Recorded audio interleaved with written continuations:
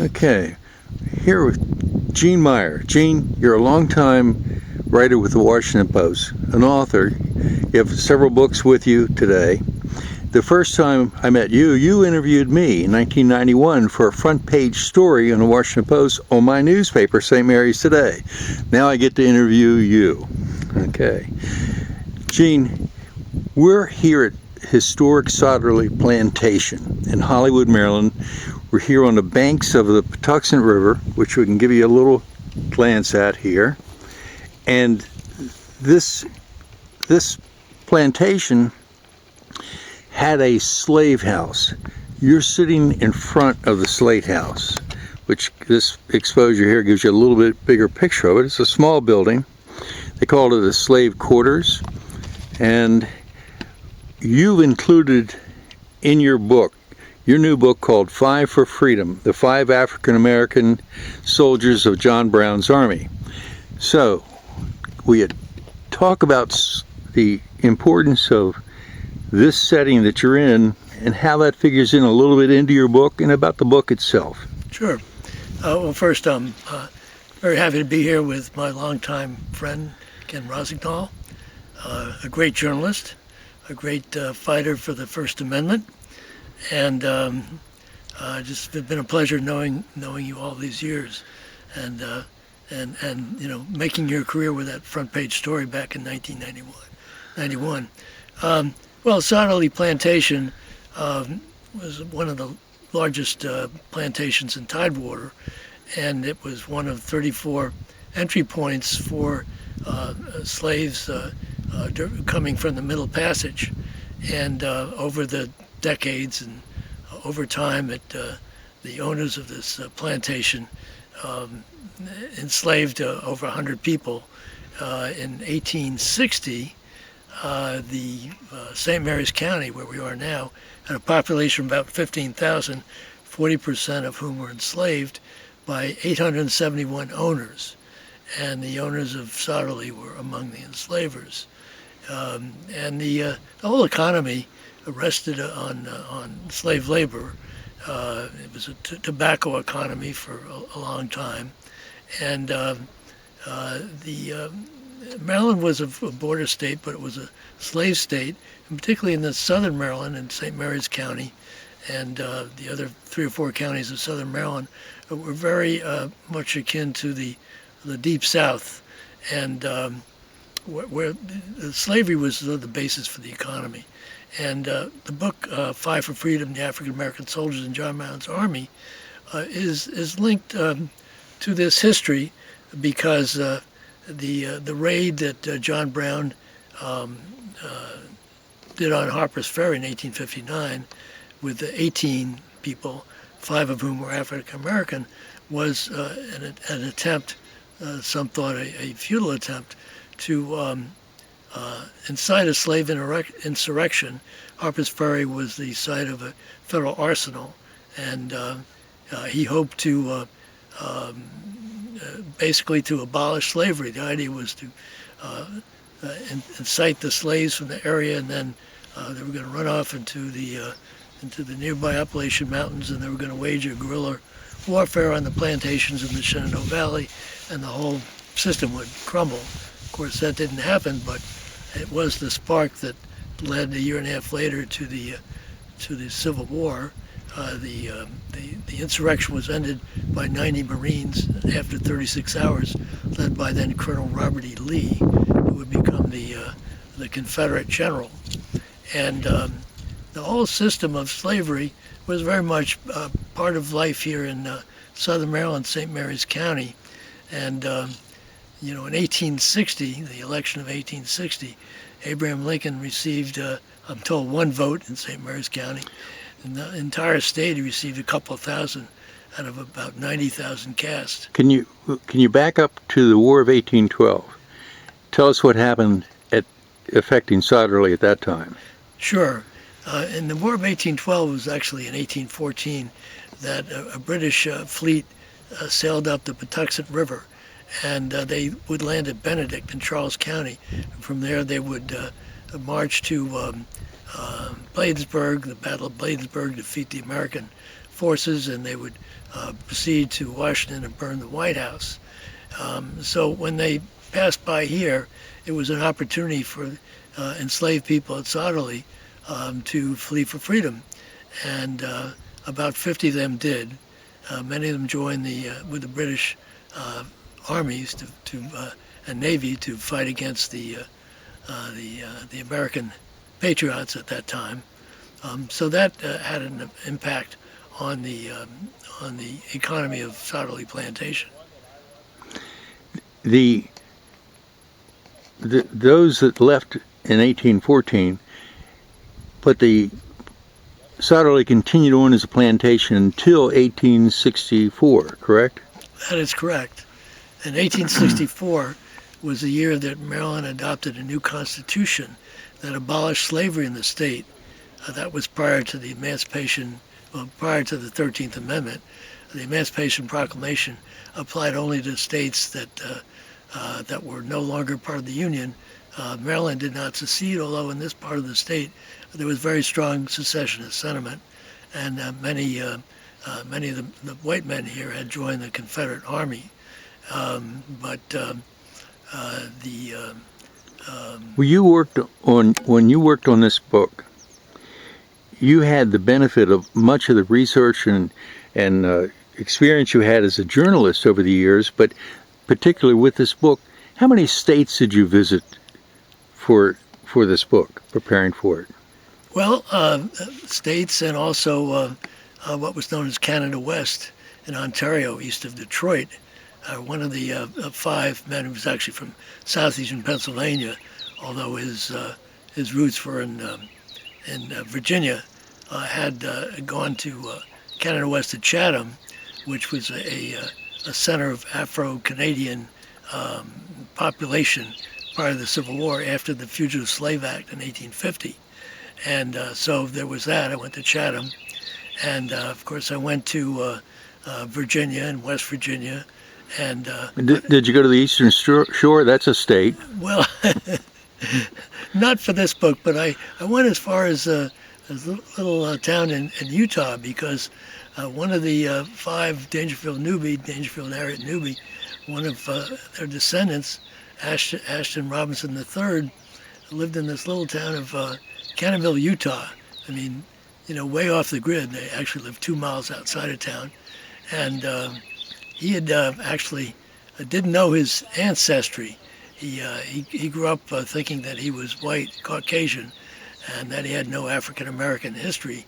And this was a well-kept secret in his family. His mother had gone through, decades of lying about their origin. She and her husband were both light-skinned African Americans, graduated from Dunbar High School, which was the elite black high school in D.C., and they moved to Tony Weston, Connecticut, and passed for white. So when Ashton learned from a cousin in California that one of the 1920 census showed new information, he called his mother, and she didn't want to talk about it. And finally she said, talk to your aunt. There were 5 sisters. And Ashton told me this as we were sitting on a couch looking at the Bryce Canyon 20 miles to the west. And he said he called his aunt, and she spilled the beans. And as he told me this, he started to sob. And it really brought home to me what this book was all about and what our history was all about. This is the lost history. This is the lost cause that needed to be rectified.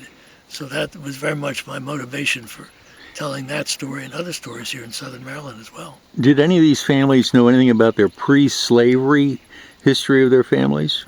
Pre-slavery. Before they were brought here as slaves from Africa? Well, of the 5, the 2 from Oberlin were free African Americans, and their families had been freeborn in North Carolina, and they had emigrated from Fayetteville and from Raleigh in the 1830s. What happened was the Nat Turner Rebellion in 1831, south side of Virginia, caused a lot of the southern states to adopt many Byzantine laws, one of which was that free blacks could no longer vote. So that was too much for the family of Jonathan Copeland, and so he and some other families migrated to Ohio, which was a free state. Lewis Leary was also the son of freeborn blacks. In fact, his father was a slave owner, and he had seen an overseer whipping a slave and intervened, and his father said, "You better leave here for your life." So he also went to Ohio. They wound up at Oberlin, and Oberlin was the first college to admit blacks and to admit women in the United States. And Jonathan Copeland actually studied it for a year. And Leary had heard John Brown at a rally in northeastern Ohio, and he kind of recruited Copeland, and they went to see John Brown together. So they don't really, they were freeborn. Shields Green was believed to have been enslaved in Charleston, South Carolina. There's some new research that suggests that he was freeborn, but we don't know that. And Osborne Perry Anderson, of course, was freeborn as well. And his father was a free man of color in Rappahannock, Virginia. So, not much is known about the ancestors before then and their families. What kind of reception have you been getting from people that you go around and talk to about the book? Well, a lot of interesting reception. I've given probably maybe 40 or so talks, both on Zoom during the pandemic and in person. And there have been some real interesting reactions. A fourth grade teacher in Fairfax County, Virginia, used the book as a resource. And so former Governor Northam, for Black History Month, had a contest for various schools to nominate forgotten or little-known Black Virginians to be honored with state highway plaques. And her fourth grade class nominated Dangerfield and Harriet Newby. And in fact, in 2022 in May, a highway memorial plaque was erected in northwestern Culpeper County. So that was one direct impact. The other thing was, one of the talks I gave was to the Chester County, Pennsylvania History Organization. And one of those who was on the call had done more research, and we always thought that Osborne Perry Anderson had no direct descendants. And in fact, one of my original sources thought that he was a grandson. Turned out not to be true, so we always thought, well, he was collateral and there was no direct descendant. Well, this individual had done more research and discovered that before he went to Canada, he had actually fathered a son with a mulatto woman who was also freeborn in southeastern Pennsylvania. And so that was a great revelation, that Osborne Perry Anderson was in fact a dad. So there was the two specific things that came out of my many talks. But in generally, people were very interested in knowing this history and in getting sort of a different perspective, because John Brown was always treated as kind of this hero or anti-hero, and these 5 African Americans with him, if they were treated at all, they were treated as footnotes. Well, they were an important supporting cast. They were an important supporting cast, and each had a different story. They, shouldn't have been all lumped together. 5 black men were also with John Brown, which was often the case if they were mentioned at all. And they all came to him from different places for different reasons. And Dangerfield Newby joined with John Brown because his enslaved wife in Brentsville, Virginia, and they had many 7 children, and he wanted to liberate his family. And John Brown was at first suspicious. He thought, well, you want to make some money out of it. But no, he wanted to free his family. Sadly, he was killed the second day of the raid, and angry townspeople dismembered him and left him for the hogs. And he was buried in a shallow grave half a mile up the Shenandoah River. And then Harriet and her children were sold south, the worst thing that could happen. In fact, some of the slaves that originally came to this plantation, Sotterley, were sold to Virginia, ultimately probably south, and life was much harsher than the cotton and rice plantations in the south. And that's where Harriet and her children wound up. But Louisiana was early occupied by Union troops, and they wound up what was known as a contraband camp, where she met a member of the U.S. Colored Troops, who was actually from Berkeley County, now West Virginia, and they formed another family and had additional children. They moved back to the Mount Vernon, Virginia area, and there she lived and died in 1884. So it's all very close, and descendants are still alive, and it seems like ancient history to some, but it's only a few generations removed, and it's very much our story. Has Hollywood ever done anything focusing on these 5 supporting cast members of John Brown? No, not really. Well, are you surprised? Well, I would say that the HBO series Good Lord Bird, based on the novelistic treatment by James McBride, comes close. He created a fictional character who is an 11-year-old slave boy, joins John Brown in Kansas, and he's sort of the narrator through the piece. So in that treatment, some of these other men get mentioned. Well, the real story is so fascinating, you think they don't have to make anybody up. No, I mean, it's, truth is stranger than fiction, yeah. As it's often said. And it's a great story, and it's just been a privilege for me to be able to... How many years did you work on it? Well, 20, roughly. It started in November, Veterans Day weekend 2000, when a memorial plaque was being dedicated to Osborne Perry Anderson at a cemetery near, I don't know what it's called, FedEx Field, where the national football team plays its games. And so I covered that, and it was a descendant of Osborne Perry Anderson, and my way into the story. And I wrote, not a long story, ran inside the metro section, didn't make a big impact except on me. And then I always wondered if there was more to the story. When I left the Post in 2004, I wrote an article for the Post magazine, a much deeper dive into the life and death of Osborne Perry Anderson. I learned that he had a very close relationship with Mary Ann Shedd Carey, who was also from southeastern Pennsylvania. She was a free black woman, educated in Quaker schools, and she had gone to Chatham, to Canada West, originally to just outside of Detroit, and she started a newspaper called the Provincial Freeman. She was the first black female publisher in North America. And Osborne Anderson was a printer, and when he went north, he went to work for her as a sales agent and a printer. And they seemed to have a close relationship, seemed to follow each other to Detroit and then to the District of Columbia, where Mary Ann Shedd Carey was a school principal. She was a suffragist. She tried to register to vote in 1871, did not succeed. And Osborne Anderson also came to D.C., where he worked as a messenger for the government, and ultimately contracted tuberculosis and died. And she was very active in raising money for his health care. I thought, well, maybe there was more of their relationship. So her papers, some of them are at the Howard University archives. So I went there and I found nothing about him, but I did find a letter that she had published in the Provincial Freeman from John Copeland to his family back in Oberlin, and it was just heart-wrenching. And so then I had an epiphany that there was a story here, but it can't be just about Osborne Anderson. It has to be about all 5, and thus was born the idea of 5 for Freedom. When you have new updates about the story, you have a blog you post things on occasionally? I do. And would you tell us how to find it?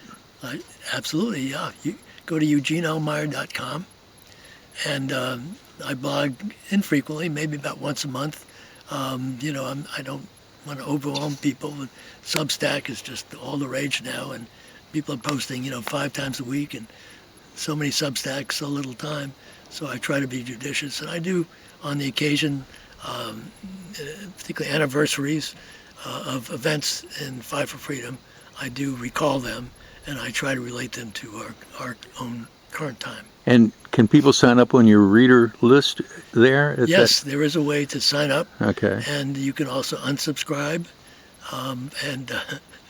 But please go to the website and join my elite group of subscribers, and let me know what you think. I get a lot of comments when I publish the blog, and once it's out there on my website, it also gets, I won't say it goes viral, but it gets spread over social media so more people get to see it.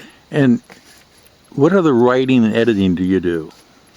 Well, let's see, what else there? So I edit a magazine called B'nai B'rith Magazine. I've been doing that since December 2009. Used to be quarterly. It's now only once a year. And it's a very eclectic Jewish magazine. We cover everything. Our cover stories have included Jews of color, Arab Jews, you name it, Iran and Latin America, Jews and gays, whatever. And it's been great fun. We now just publish once a year in winter, and it's online and it's also in print. You do any news articles from time to time? I have occasionally written for the New York Times. I guess over 50 bylines in the Times over the years, starting in 2007. And I have occasionally written for the Washington Post since leaving the paper as an employee. And I'm also writing another book. So, what's the name of that book? So this is a book. It's about my cousin Andre Previn, the musical polymath, the conductor, composer, jazz pianist, Academy Award winner 4 times, 11 Grammys, and his grandfather, my great-grandfather, were brothers. And he was married and divorced 5 times, most notably to Mia Farrow, who's a major source in my book. And I've been working on that for a few years as well. Great. Is there a name for it yet, or yes. To be named? Yeah, there was a I guess a tentative title. It's called Andre, ! The man, the maestro, and the world that made him. Okay. Now, you have some books that you have with you. I do. Okay. Can you show us the first one, Hidden Maryland? Hidden Maryland. Okay. So this is my most recent book, self-published, and it's a collection of features and columns and profiles I did for a magazine called Maryland Life, sadly folded in 2013, but I've updated a lot of these stories, and includes the images I took as well. And it covers the state from end to end, and I have sections about military Maryland, which includes monuments in southern Maryland, notably the USS Tula, which was a Union boat that exploded on the Potomac in 1864. Nobody knows about. It wasn't an enemy attack, it was just a boiler explosion, but 160 people died. And then I write about about Point Lookout, which was the northern version of Andersonville. 20,000 some Confederate prisoners were kept there, and about 3,300 or so died.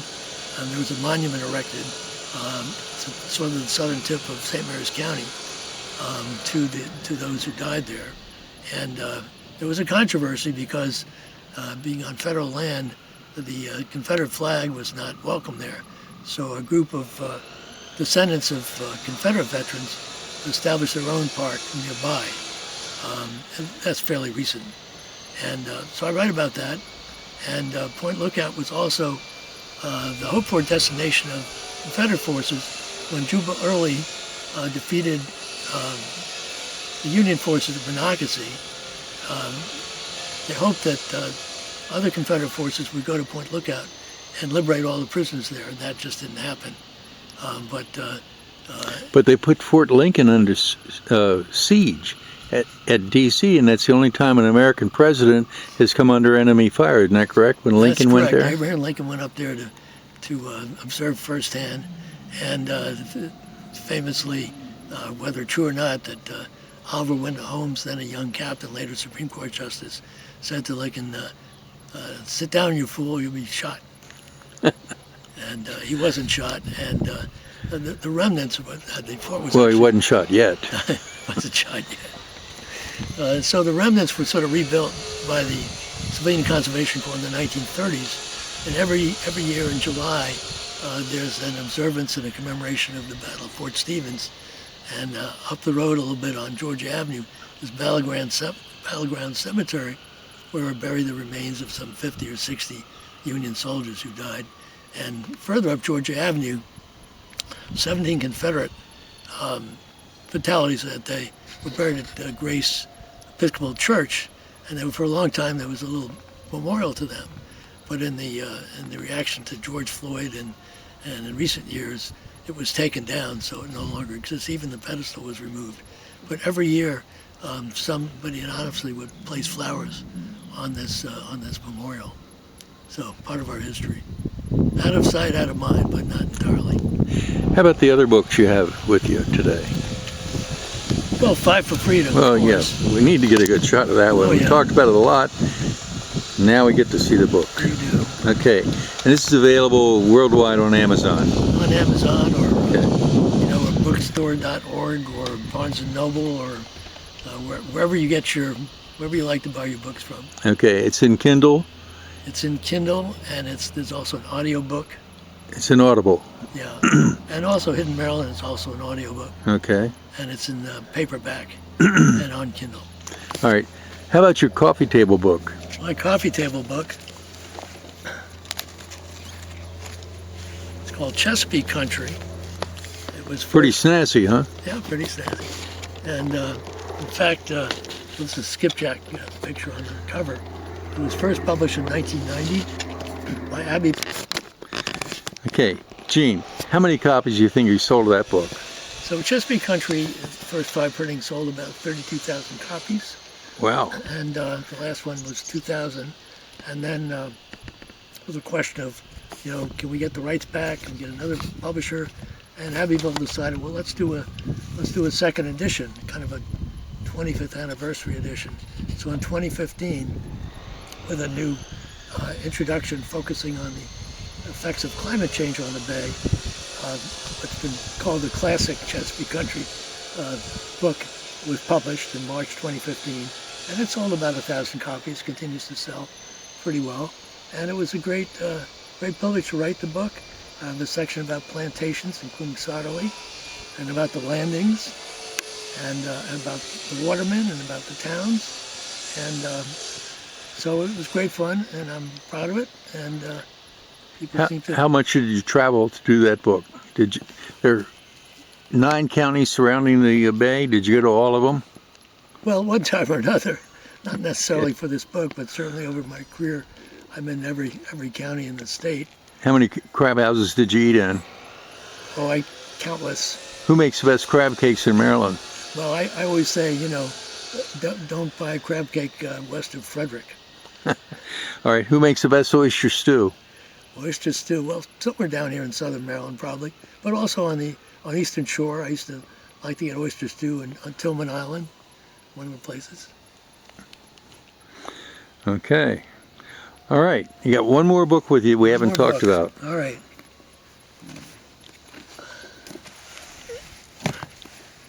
So this is the first book in my collection that I've done. It was published first in 1986 by the Johns Hopkins University Press in hardcover. It was favorably reviewed in Washington Post Book World by the acclaimed novelist Ann Tyler. And Hopkins did 2 printings, and then in 2000 had its first paperback edition. 2003 its second paperback edition, still in print.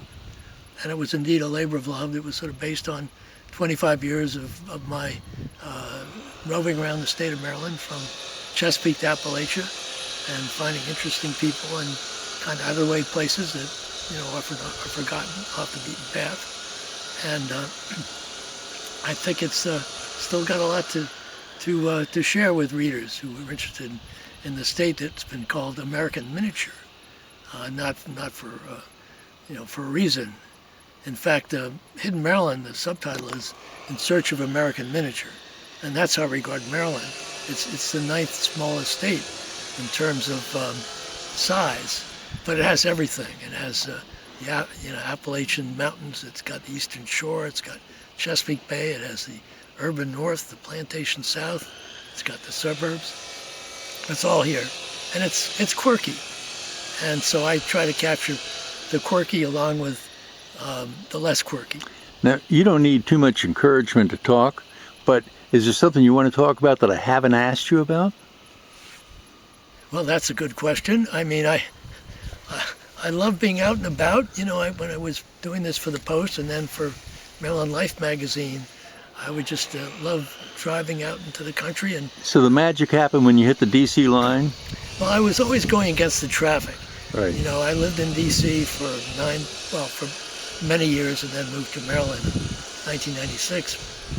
But traffic was always coming in, you know, from the west or from the south, and I was going out. So I was always not with the traffic. I was against the traffic.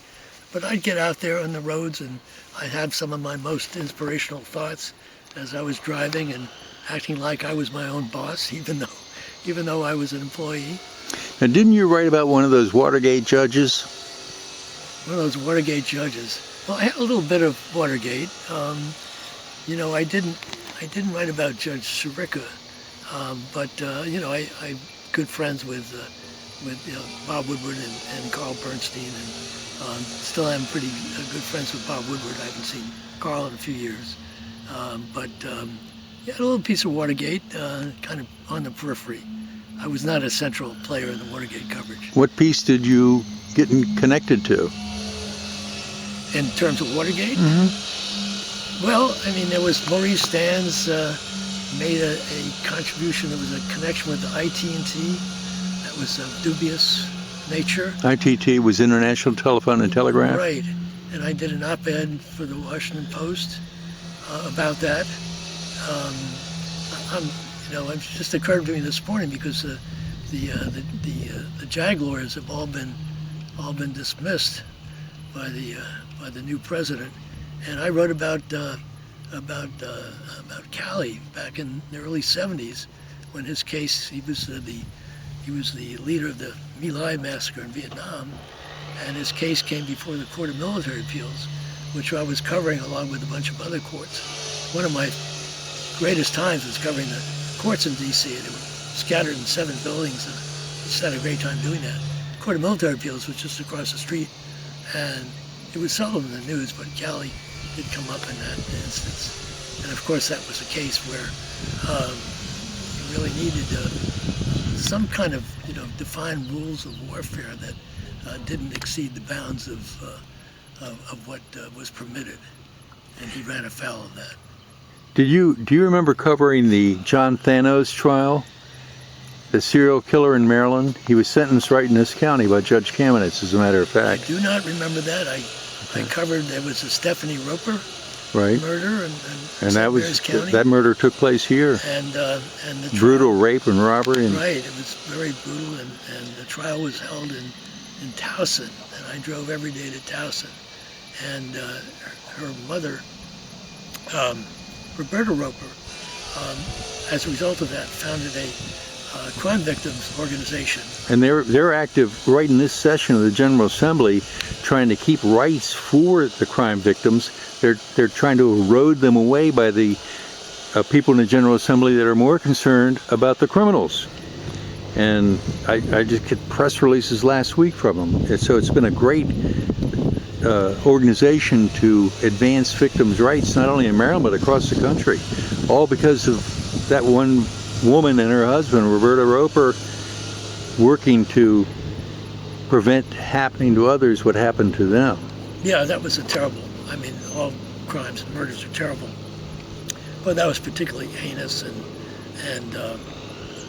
Well, the good news, one of those guys is dead and the other one's still in prison. Okay, well, that is good news. Yeah. I mean, there are great stories in Southern Maryland. I mean, I love covering the state. I love covering Southern Maryland. Such colorful characters, people. I love writing about the 7th District on the Potomac River. Well, you wrote about a particular band of pirates that we had on the Potomac River in the 7th District. Do you remember what you called them? Well, what you called the area? They unofficially was known as the Barbary Coast. Right. And that actually came to me from a law enforcement official in Leonardtown. That's what they called it. And it was basically vigilante justice. Well, they burned one deputy's barn, his tobacco barn. They went to Eastern Shore and stole an organ out of a church. And it was a rough bunch. Yeah, it was a very rough bunch. And as I recall, one of them, I won't give a name, but he was charged with intimidating or threatening a witness who was going to testify against him. And I went down there with a photographer, Jim Parcell, big guy, like 6'4". I figured, oh, he's going to be my protector. When we get down there, he says, I don't want to get out of the car. But we did fine. And then the interesting thing was every year they would have the blessing of the fleet at St. Clement's Island. I don't know if they still do that in September.